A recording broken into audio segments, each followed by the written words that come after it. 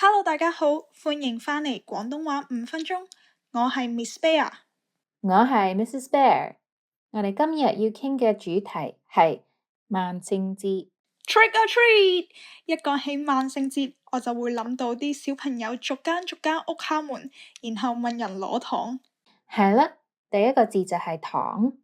糖即係甜嘅零食，好似朱古力、軟糖、波板糖。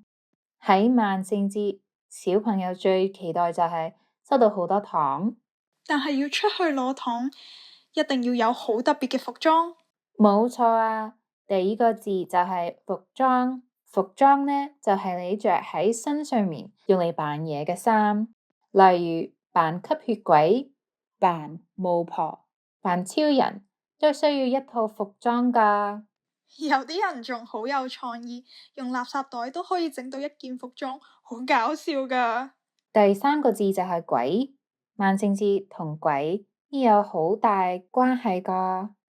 係啊，鬼就係死咗嘅人嘅靈魂。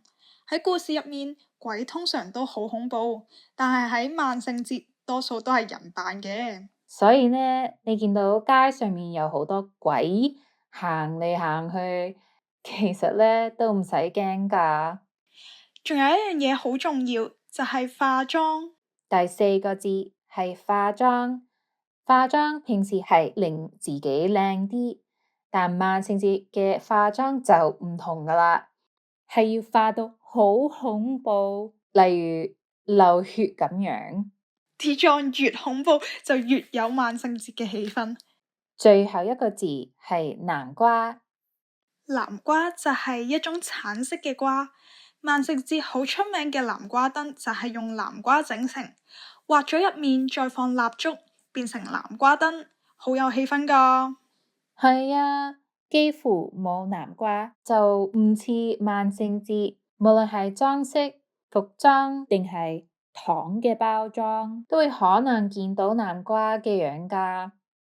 By the way，不如我哋重溫返今日學過嗰5個字：糖 （candy）、服裝 （costume）、鬼 （ghost）、化妝 （makeup）、南瓜 （pumpkin）。雖然唔係我哋嘅傳統節日，但大家都好 enjoy，可以着特別嘅服裝，仲可以收到好多糖添，仲可以扮做鬼、化恐怖嘅妝，同埋整南瓜燈啊！今日多謝大家收聽廣東話5分鐘，下次再見，拜拜拜。拜。